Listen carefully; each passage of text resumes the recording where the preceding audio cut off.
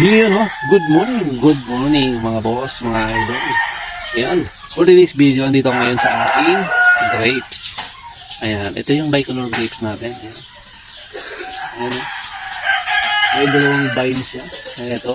Ayan, yung dalawang vines. So, sa araw na to, magtatanggal tayo ng vine, ng isang vine. Kasi,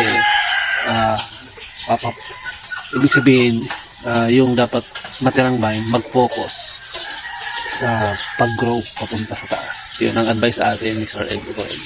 So after 2 weeks, actually 2 weeks and 3 days, ayan. So ang ganda na ng vines natin, ayan na, oh. Ayan. So magtatagal na tayo kasi para makapag-focus na itong grapes natin papunta sa taas. Ayan. So gamit ang ating stainless knife. Hindi ko pinakita. Yan. Puputulin natin to. Yan. So, tingnan na.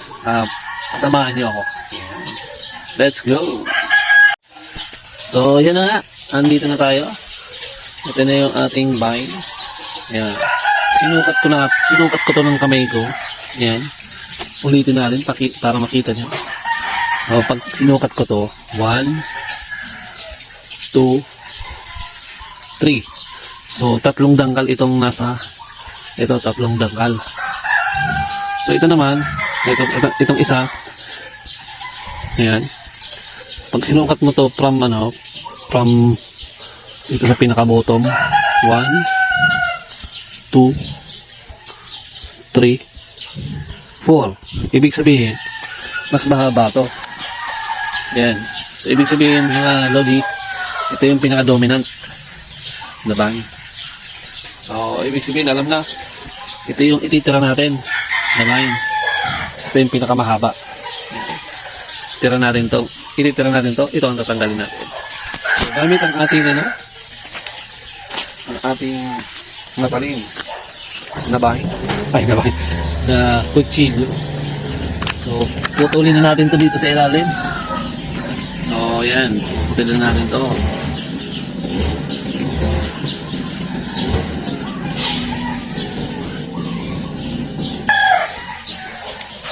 So ito, dito tayo magpuputol. Pinakailalim, putulin din natin.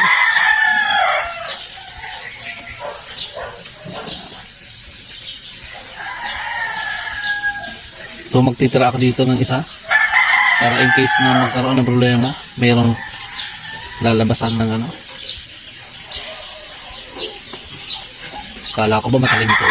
Bakit hindi maputol? Ayan. So naputol na. Tatanggalin natin to. Ayan.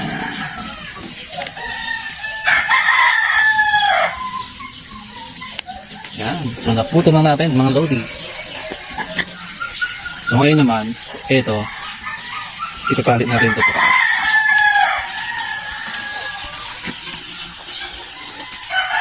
Palit natin ito pataas. Pag ganito. Ayan. Turuan natin pumunta sa taas.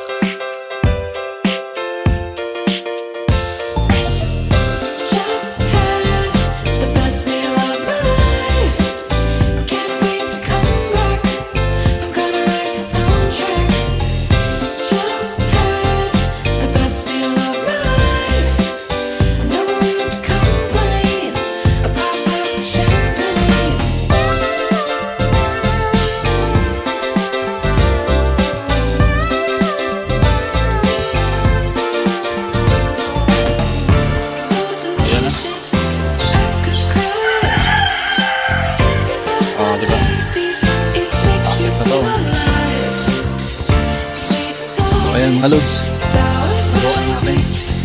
Napagod na natin yung isang vine. Meron na tayo ditong dominant vine na natira. So after 2 weeks and 3 days, ayun na siya. Ayan. Thank you for watching.